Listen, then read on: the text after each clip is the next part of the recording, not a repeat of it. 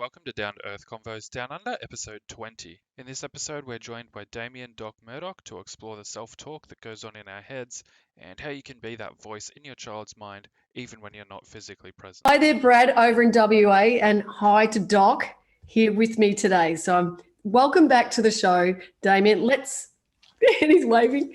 Let's let everyone know your background. So Damien Murdoch is a mind coach and anxiety management specialist who has founded a company called World Class Friend to help people take charge of their anxiety. Doc does this by giving people an awareness of what's happening in their mind and body to create the anxiety in the first place. And the checklists that we need to do both in the moment and when you feel the symptoms coming on. Is that right, Doc? That's right. And the strategies that you're going to teach us to prevent it happening in the first place. That's it. Okay, so we're talking about taking charge of our anxiety. That's it. You do that both consciously using your mind and then unconsciously, that's what's being triggered, without you thinking. And then that goes on to give you the anxiety symptoms. I feel like saying something right now. Is our mind our worst enemy, or is that just a little bit harsh of me saying something like that? Well, it can be. You can either be your greatest asset or it can be your worst enemy. So you just want to make sure your worst enemy isn't between your ears, as who said that? A big wave surfer, Hamilton Laird. I know the name. Yeah. Make sure your own worst enemy isn't between your own ears. Yeah. And we are going to be touching on those voices in our head today. Is that another word for that? Is that internal dialogue or self-talk? Yeah, self-talk is what I call it. Internal dialogue is what it's commonly known as. And because our audience are parents raising kids, of course, they're kids. We hope they're not anything else, other species, but teenagers and even younger or old, it doesn't matter. So we're going to be talking about something that we led on from our last conversation that we had when we were talking about taking charge of anxiety. We were talking about coaching in the professional arena, like say tennis coaching. And I know you're into AFL sport and I used to be and sort of am now still. Yeah. So we're going to be talking about what sort of voices do we want our kids to hear in their minds when the parents aren't around, something like that? That's it. Because with elite coaches, what you're really paying for is that wisdom in your head. Like when, you use the example of tennis, when you're out there on the tennis court on your own, there's no one else there to help you. So you employ that coach to impart their wisdom on you so that you've got that voice in your own head when the time comes in the big moments.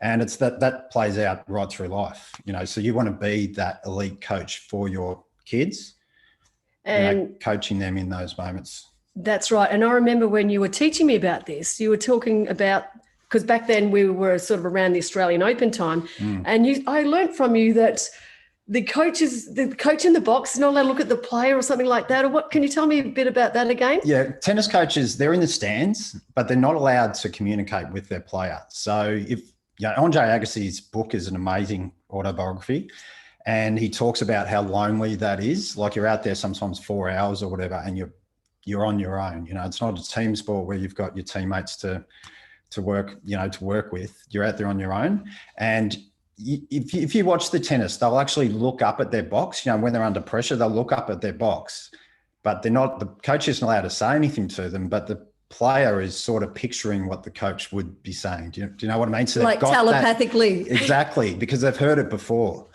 so that voice is in their head. Yes. Yeah, and so that's the voice you want to be for your kids, don't you think? Absolutely, yeah. Yes.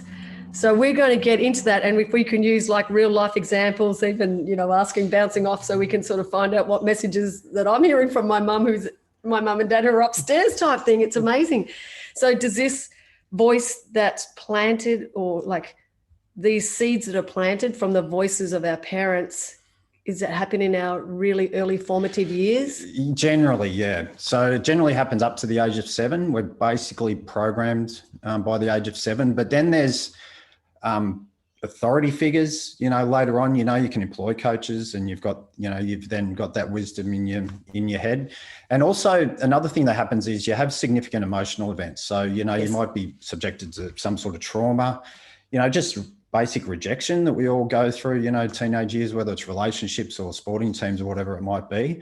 You interpret that situation, you give it meaning, and then that's set up as a, as a belief in your body, but it's just, this voice continues to carry through your life. And we've all got this. Do you understand the concept of voices? Like, do you feel like you get that, Brad? Yeah, definitely. And what I'm getting, like on the theory side of things, is that it needs to be like a close bond for it to work. Like if the family's a little bit distant and they don't communicate so well, that voice is going to be extremely weak. But if the family is strong, they tell each other everything or almost everything, there's a lot of love, trust, respect, connection, and genuine and deep. I feel like that is going to really, when people are in situations, when kids are in situations, teenagers, that voice is going to be 10 times louder and more present and more meaningful. Is that right? Yeah, on the positive side, but sometimes you can just have one thing said to you. It can still be a distant relationship, but you have one thing said to you and you take that on as fact. That becomes a belief that then gets triggered the rest of your life, through the rest of your life. And that's that voice that's set up. So a lot of us will have an excited or a fun voice, but then a lot of us tend to be more familiar with the harsher voices. You've got a worried voice, a scared voice, a poor me voice, and then a lot of us have got like an angry streak as well. So when I first started doing this work, I thought this was going to be a really weird concept for a lot of people, but most people really get it. So you introduce it, and a lot of people have actually got a name for some of these characters, because we've all got this cast of characters, and it's really funny. A lot of people have got a name, whether it's Esther or, she's the one that pops up when this happens. So it's mine's Susie. Yeah, right. Is she a fun one? She sounds fun. Yeah, she's radically fun. Yeah, that's so interesting. But I didn't, consciously know. But I thought myself, oh my God, that wasn't Ellie. That must have been Susie mucking up that night. Yeah, exactly. That's a really good example. But so, Doc, can you give us an example of what one of those voices might sound like?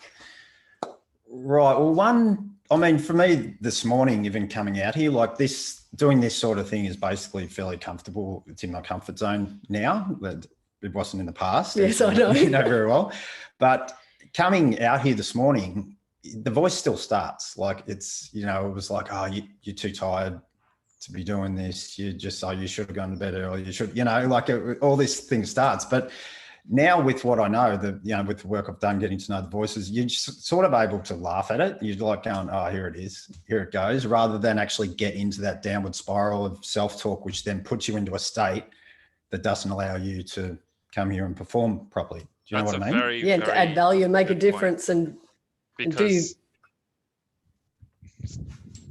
Yeah, so there's this concept of when you're meditating and doing that sort of thing is watching the watcher. So you're the one that watches what's happening in your mind. You're sort of non-judgmental observer of those thoughts. And I thought that was a really interesting way that you frame that, because that's exactly what you're doing right there. Yeah, that's exactly what it is. So that's with meditation.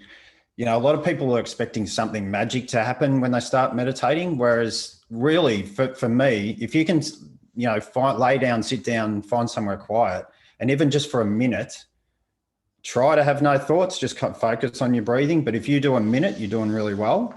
So what you're doing is just when the voice starts, when your focus starts to drift off to something else, just sort of notice where it goes. See what you're saying to yourself, see what you're annoyed about, see which voice is popping up and talking to you. And that's a really powerful realization, and that's really where you start with meditation, I think. Okay. And when that does pop up, Doc, what do you say to that particular voice? If it was a protector, for example, or the self-doubt talk, what do you say in a meditation in that sort of process? Well, just in the meditation process, I just acknowledge that it's there and who it is. But in general life, because what you start to do is you try to notice this happening through the day, because these voices are starting up all day, every day. They're starting early, aren't they? Yeah, they're up early with the sparrows. That's it. So really just, acknowledge what they're saying, because initially that voice, it's hard to describe in a short period of time, but initially that voice was set up to protect you. It's got a purpose. And so you sort of acknowledge what it's got to say, but then it was often set up when you were a little kid, to protect an 8-year-old or a 5-year-old or whatever. Whereas we know better than that now. So we sort of know better than that voice, if you know what I mean. So it's sort of just a matter of acknowledging what it says, often laughing at it, laughing at the fact that this is happening. Because once you get to that stage, it hasn't got power over you. And so with the work I do with people in this area, it's basically just getting to have a laugh at what's going on. And then, people are calling me randomly through the day and just sort of saying, oh, you wouldn't believe what just happened. But once you laugh at it, it's lost its power. Yes. You know what I mean? You've actually taken charge of the voices in your head, which really govern your life. Your destiny, exactly. Yeah, for sure. Yeah, and we don't want to laugh because there's some nasty voices out there, but it's like when these phone calls come in from your clients with that, you wouldn't believe what this voice has told me today. Was that what you sort of said? Yeah, pretty much. Yeah, and it happened to me a couple of weeks ago. Like I went through, because I used to suffer depression. My life was like a roller coaster, and I don't get it very often. But a couple of weeks ago, I had a situation where I had to go against, a group of people, sort of stand up for what I believed in. And then later on, like it was on a Sunday, and I just, I laid down just to have a rest, watch some footy, and this voice just started. And in the past, I would have gone into this deep depression because I remembered how harsh that voice used to be. But back in the day, I wasn't an observer, as you said, Brad. I didn't even know that was me, I thought, so it'd just drive me into this depression. Whereas I was able to, and I was surprised at how harsh it was. Like it still gave me a bit of a fright, but I didn't go into the depression. Does that make sense? You didn't allow it to go spiraling down any further. Yeah. Can I ask, which we touched on earlier, is it the early childhood or a significant emotional event that triggers that, harsh voice that you were talking about? Yeah, well, it's usually set up, in those early years. Yeah, but it often, like, one of my most significant events was as a teenager, and it's normally a normal teenage thing. It was just rejection, but this voice, that's when it really started kicking off for me. Yeah. Oh yeah, gee. Yeah. So that's when my depression started. Was about 14. Yeah, they're tough years, aren't they? They say as teenage years, the neurologists, scientists, and all the research shows that those 14, I think year 9, year 10, they're really tough years, and I think it's very important that parents kick in a gear and really be mindful of what's going on in their children's lives and in their children's minds. Yeah. Yeah, and the meaning they're putting on the things yes. as, because so much is happening. There's so many new things happening when you're a kid, and it's the meaning you're putting on those events. So it's sort of just, it's a matter of talking to your kids and just sort of seeing the way that they're interpreting those things. That's right. Now, you have a formula for this, the 5-finger formula, don't you? This is to change the meaning or reception or identifying. You've got a process there. Yeah, it's a 5-finger formula, I call it. So it's more to take charge of your emotional state. So when something's happened, whether you've got a speech you're about to give or a goal you're about to kick or whatever it might be, there's, sometimes the voice can come in, your focus, the mind movie you're running in your mind can go to everything that can go wrong. So it's just a matter of, I just use this formula to take charge of your emotional state. So you're cutting off that downward spiral into a state like anxiety or depression, sadness, whatever it is, and you're taking charge of your emotional state. So and introducing a different picture, a different movie, absolutely, kicking the goal. Instead of spiraling down to a negative result, it's going up to a positive result. Make sure you're in the right emotional state to deliver that speech or to kick that goal or whatever it might be. So how I came up with this was I learned all this information at NLP courses and all these other personal development courses I did, and thought that was magic and it's great. But then I'd go to something like a job interview and I'd be at the front in the car and the voices start and, and then I'll just get into a state and you start to get that panic. I used to get panic attacks. And so what actually happens there is the frontal cortex of your brain that remembers things and, where you do your thinking, the activity there stops and it goes back to with fight or flight, it goes back to the primitive parts of the brain. So you can't remember what to do in the moment when you need it. So with this 5-finger formula, I use a skill called an anchor to anchor it onto your body. So it's just an automatic thing. You touch your thumb, you remember what to do. You touch the next finger, you remember what to do. So it's you're not needing that, frontal cortex as much. You're not needing that memory. So your 5 fingers are your anchor. You've already done the work where you go through the 5-finger process, but you know what this one means, don't you? With the, that's it. Yeah, so, self-talk, physiology, self-talk. You want to talk about that? Yeah, so it's like the thumb is getting your physiology right. So getting your posture right, getting your breathing deep, putting a smile on your face, lifting your eyes, all those things that change the chemicals. What we're trying to do is change the chemicals that are released in your body, because that's what an emotional state is. It's a bunch of chemicals, right? So it's like using the thumb. So the way I remember that and anchor it in for people is I use it as an old-fashioned joystick. So you sort of, you pull it back and that pulls your shoulders back, and you take that. And, you talk about, I've heard you talk about that before, how that raises testosterone, lowers cortisol. Oh, that's right. I mean? So I've learned you go this into through, that. Yeah, you go into that power stance. The power pose, which I'm sort of standing a little bit like that with the just legs slightly separated. If you put your hands on your hips, it lowers cortisol, increases testosterone. That's so the power pose, it's a good one for everyone to look up. Yep. So this is part of the physiology. Yep. So that's your thumb. Then your forefinger is that self-talk, that meaning that we're putting on things. How are you interpreting this situation? How is that influencing, the state that we're going into? So it's your physiology, it's getting your self-talk right. And I've got a process that it takes some time. Meaning questions, which you learn, and then over time that becomes a natural thing in taking charge of that meaning you're putting on things. Quality questions that you ask yourself. And then the next 3 fingers is it's a 3-part focus process. So it's what do I want here? And so it's getting that mind movie of what you actually want to happen rather than what you don't want. Exactly, that impending doom that we don't want to focus on that. Because even kicking for goal, for example, you go into what's going to happen if I miss and all that, and that doesn't put you in a state to kick the goal. Yeah. So it's a lot. What do I want? Who do I need to be to get that? So that's I set up what's called a trademark, or people might call it a credo, so they know who they need to be. Is it bold and courageous? Is it if you're doing a speech, is it light and joyful, or whatever it might be, and you set up and you step into that best version of yourself rather than the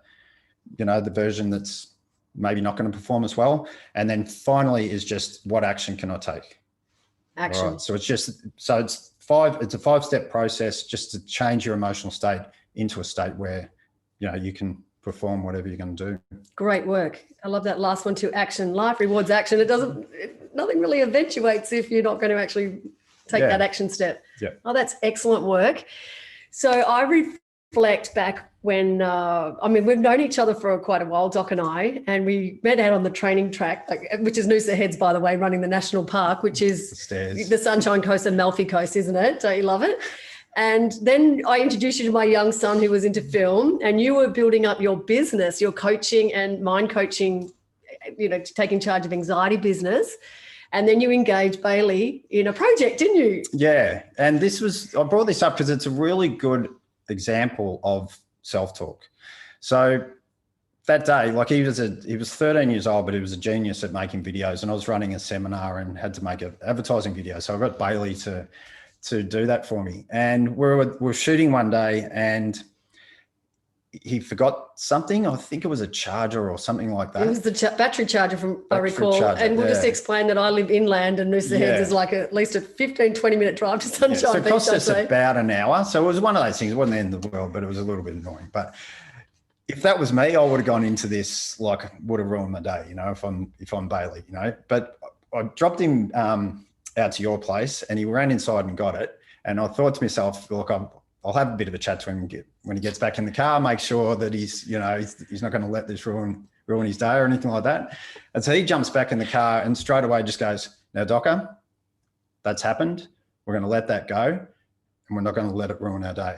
And I've thought, it was this 13-year-old kid. It was just this perfect mindset, on how to approach things. And I thought you must have had a chat to him about it. So, you said to me later, didn't you? Yeah, I said to you later, did you ever talk to Bailey when he went inside? But it was just he had this process, which I teach people, but he already just had that. He had that voice in his head that was coaching him in the right way to handle that situation. So that's been set up for him. So that's been set up for him, hasn't it? And I'm wondering whether a little bit it's innate, but I will let you know, for the parents listening today, that I believe that, I have a lot to do with that as the parent with raising my 3 kids.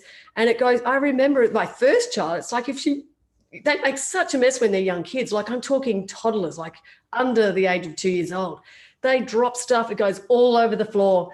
I just used to say, doesn't matter, pick it up, clean it up. And they would drop things, make a mess, smash it up. I just go, oh, okay, no worries. We can fix this. Those sort of conversations. And I remember saying, just recently have a conversation with my middle son who's into wealth building. And there's some pretty volatile investments out there that we all know what we're talking about. You know what I mean? This digital currency, cryptocurrency. So I'm sort of planting the seed because I'm a little bit old school. And I'm saying things like to my son, now just, money's a game. So like invest. And what if it turns out you'll lose money, you can always make it back. You're young and you've got time on your side. Do you know what I mean? So It's sort of like almost prepping them for what could happen. And then if it does happen where crypto goes to nothing, for example, I go, well, okay, well, you knew the risk going in, you've lost some money or what have you. So that's just an example. But those conversations for me have started from a very young age with my child. Yeah. And I think it stems from my mum's messages that she gave to me, which is like one of the powerful sayings would be, don't worry about the things you cannot change, So because we beat ourselves up internally, don't we, when things don't go right. Yeah. So I think this is a great message for parents. What sort of things can they be saying to their kids from as early as possible, Doc? Yeah, well, you've given an example there of how it gets passed down generation to generation. With finances, for example, those things getting passed down generation to generation, often you trace them back and they might have come from the Great Depression.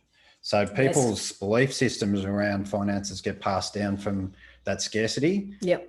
And then, you're sort of born into that in a way. Yeah. And that's the beliefs that, have been planted. Yeah, exactly. And that's what sort of manifests. Yeah, that's the seed that becomes a belief, which actually is limiting because I'm the old school. So my parents have come out of the Great Depression. We've spoken about this on previous podcasts, haven't we, Brad?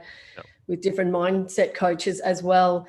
So I have a polar opposite example to share with people that my mum was coming out of the Great Depression, so she remembers the stories. I remember the stories because my grandparents told us the stories too. Rations, like it's just seriously like I didn't have to look that one up in the dictionary. Like that comes from my childhood. My mum used to say things like, oh, you're so lucky these days. We didn't even have chocolate bars because we used to whinge about walking to school. My mum used to relate it to having chocolate, for goodness sakes. All that stuff. Yeah, and then there's my dad, who on the other side was like a live in the now, cool, laid back, live in the now type of guy, and he was older than my mum, so big, large family of 13. So you could just imagine how scarce certain things, probably even food, was. So I think that money would leave him, because he was really, because that can happen too, can't it? So you can hold on to it. Like my mum was like, more like, it's scarce, it's rare, we value it and we hold on to it. And it means security, independence. And then their dad was like, hey, we're not here for a long time. Yeah, right.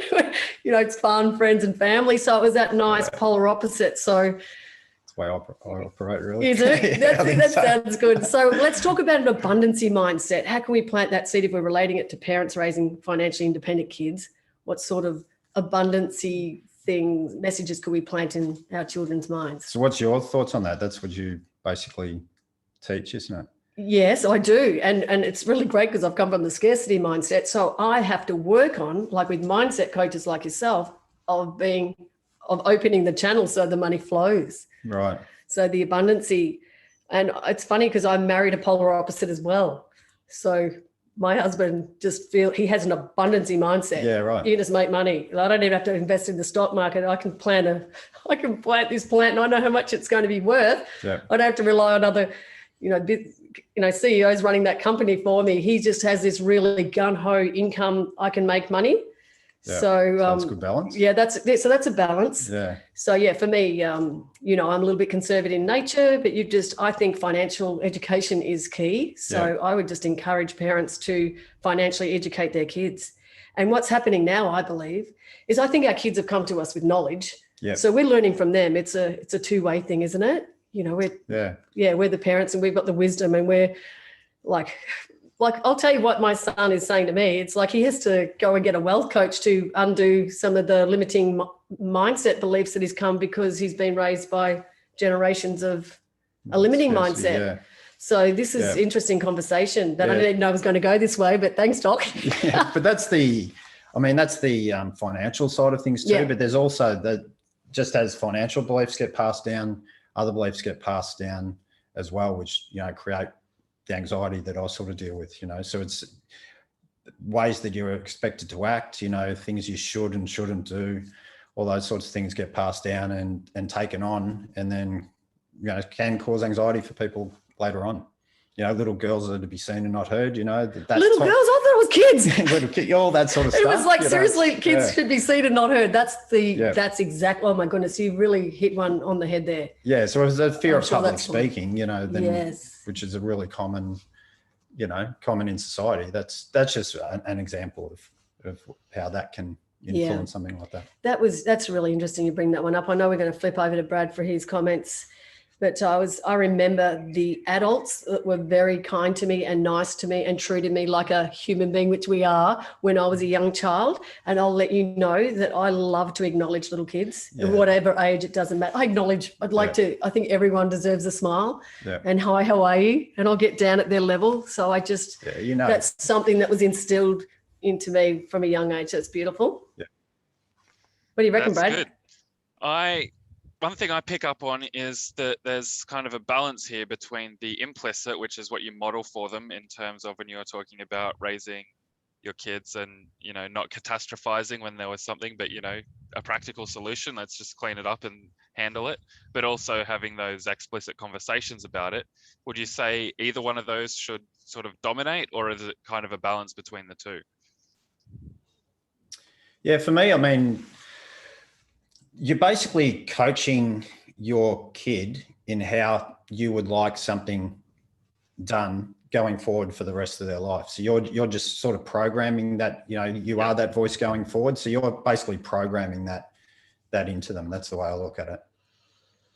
Yeah. So parents definitely need coaching on programming. Yeah, it really does. In a way, because I was thinking about it on the way out here, actually, because I'm getting more and more teachers and parents of teens, and even it seems to 10, 11-year-olds a lot. Yes, yeah. So who have got anxiety. And I was actually thinking about on the way out here, whether it's really the parents that need the coaching on how to coach, if you know what I mean. So I know what you mean. Yeah. Yeah. Yeah. I agree. Yeah, because it's like you can coach the kid, but if things still aren't right in the home or at school or wherever it is, go to the root cause. Yeah, well, yeah, but a lot of parents, they want to help, they want to sort this out for their kid, but they actually don't really know themselves. So if it's almost like, and you've got restrictive confidentiality, because I know in my family coaching that I speak to the kids, the teens and their parents, and if the team did share something that was confidential, very private, you'd get permission from them to speak about it or bring it up to the table to speak to the family about it. And then the parents have got this inkling now, because we don't make very good mind readers, do we, Doc? Yeah. So it's just as far as reading the kid's mind about what's going on for them. But if you in a coaching session and they reveal something that's deep, at their core, that's concerning them, the parent can help if they knew what it was. For sure. Yeah. So if they know the concept of self-talk and know the concept of putting meaning on things and so on, then they're able to pick that up when the kid's talking. Yeah. You're able to, once you learn about beliefs are really evident in a conversation. If we have a conversation, I'll recognize your beliefs, because they're very evident, Yes, so it's right. once you know what to look for, you can see that in your kids, you can hear that. Yeah. So you train the parents on identifying the child's beliefs. Yeah. And that's what's getting triggered. And the meaning. Yeah, exactly. And the meaning they're attaching to things. Yeah. Wonderful. So I was talking about what you were just going back. I have a friend who's a dog whisperer. He's a lovely guy. He's based in 1770. For those who know where 1770 is, gorgeous little town. He's not a dog trainer. He's a people trainer. Right. He's not training the dogs. That's exactly He's training the owner, and he's a real character, and he's just gold. He's absolutely excellent. Chris Du Bois. Yeah. It's the same thing with Super Nanny. Have you ever watched Super Nanny? Yeah, I think yes, I have years ago. That's a great she's training the parents, because that's what's That's where the problem is. Yeah, and she's a genius, I think. Yeah. Yeah. And that's what she's doing. It's just programming. Programming. Yeah. And we've got to unprogram our kids or reprogram them.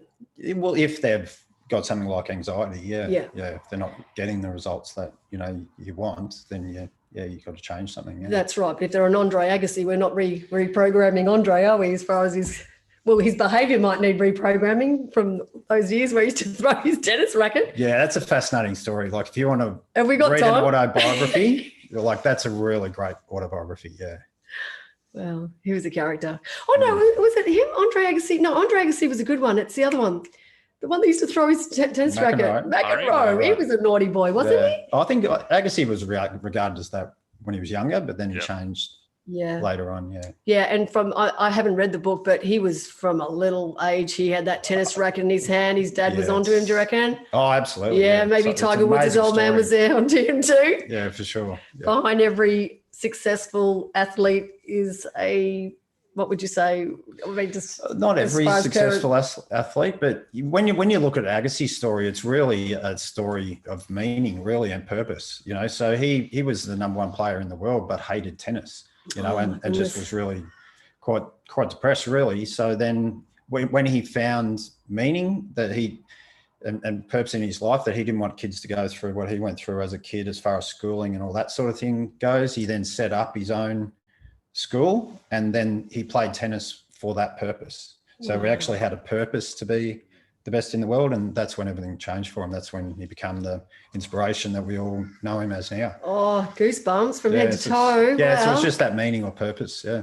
And that was possibly his purpose of being, is to become number one tennis player, and then realise that, the school system, which is what we're all about, that there's so many disengaged kids because they're learning things that they absolutely have no interest in. Yeah. And taught to chant, memorise and regurgitate, that's not the answer for learning, is it? It's going within and finding out what your innate passion and purpose is, and that's where you'll shine. Yeah. Beautiful. Andre Agassi, let's get the book. It's one of the best autobiographies I've ever read, yeah, for sure. Really? It's called Open. Open. Yeah. Good title. Yeah. What are your thoughts, Brad? I was thinking whether you have any key takeaways from today, Ali. Well, you know what? Just that last little bit about Andre Agassi, and I know a girlfriend who was reading it on a book, reading that book on a holiday that I was on there with her, and I just didn't. I'm going to get that book because I think that's a really powerful message right there. But being that voice in your child's head, that when you're not there, that's what you want them to hear. That's really, really cool. So people, experts, athletes in all areas, business leaders and world leaders pay for coaches like yourself, mindset coaches. So this is valuable, this information, this 5-finger formula. Yeah, absolutely. Because once you set that voice up, it's there. Then you're coaching yourself for the rest of your life. And you can, once you're at that point, you can basically do anything. That's my key takeaway. That one right there is once you've set your voice up. Yeah. You've set it up for life. Yeah. And then you're your own coach. That's it. And you can do anything. It's beautiful. That's my key takeaway. Well, it's controlling everything. Like that voice in your head, it's controlling the moment, because what your body's listening to what your mind is saying and responding with chemicals that put you in an emotional state, which then you act from. So your actions come from that. And then over time, that voice in your head is your programming going forward. It's sort of, you're setting up the beliefs that are then getting triggered as you walk through every day. So it's everything. It's everything. What's your key takeaway, Brad? For me, I think it's the idea of fixing yourself first, or improving, maybe not fixing, maybe that's not the right attitude and way to look at it, but maybe it's improving your way of thinking yourself so that then you can impart that both in the talk, like the implicit and the explicit when you discuss things with your child. So yeah, definitely getting your own mindset right so that then you can help your children going forward. What about you, Yeah, Doc? because they're a reflection. Yeah. Yeah, and that's all we can all do for the world as well. You can't really fix the whole world, but Yes. you fix yourself, and then Yes. the ripple effect starts, The ripple effect, exactly. The world will be a reflection of how you see yourself as well. Hey. Yeah, that's it. Yeah, beautiful. That's nice. What about yourself, Doc, what would your key takeaway or what you like? You probably just said it just in those last few minutes. Basically, yeah. Like I really honestly believe that self-talk and what you're focused on is just so important in life, and getting to these beliefs. And so, yeah, I mean, if things aren't going well for yourself or for your kids, like we've been talking, then yeah, just get involved, do the work, and you can change things. You can take charge of it. Yeah, do the work. Yeah, and take charge. Well, I've really enjoyed today, Doc. Thank you so Thanks, much Ellie. again for joining us in this mindset. Like we really got into some nitty gritty stuff today that's going to help others, parents and their kids. Thank you so much, Doc. no worries. Thanks, Brad. Thanks, Doc. Where can our listeners Thanks, learn Brad. more about you? Okay, so I've got a website called worldclassfriend.com. So they can go there. And on that website, there's a coaching tab. And if you look there, there's a group coaching program that I'm starting on June the 1st. So yeah, just to have a look through that, see if you want to get involved in that. I'm also on Facebook, Damien Murdoch Mindset Coach, where I post a lot of stuff on there, both about anxiety and about sport, peak performance in sport as well. And I've also got a page on Instagram and Facebook called Taking Charge of Anxiety, which is just based around anxiety. Now you have a course coming up too, I believe. What's the title of the course? Taking Charge of Anxiety is the name of the course. Yeah, that starts June the 1st. So that's on our website under the coaching tab. There's a group coaching, because I've always done one-on-one coaching, but I've added a group component now because I think it's really important when you're going through anxiety that often the people around you, that as much as they care about you, your friends or family, they don't really understand what you're going through. So I've added that group component to my coaching program now. So you've got people around you that can support you and cheerlead for you, and you can share challenges with and that sort of thing. And they sort of understand where you're at, and we can all sort of help each other. Oh, that's wonderful. So I'm really looking forward to that. That starts June the 1st. Okay, that's excellent. What great work you're doing, Doc. Yeah, just keep it up and let's fill those seats in your coaching programs. Yeah, cool. So we change more lives and help more people. Worries. Thanks, Ali. Thanks, Doc. Thanks, Brad. Yeah, brilliant. I'll have links to all those in the comments and description section. Bye for now. Thanks for listening. Be sure to like, share, subscribe, ask a question, and it might turn into a podcast episode. Thanks, Doc. Bye. Cheers, Brad. Thanks, mate.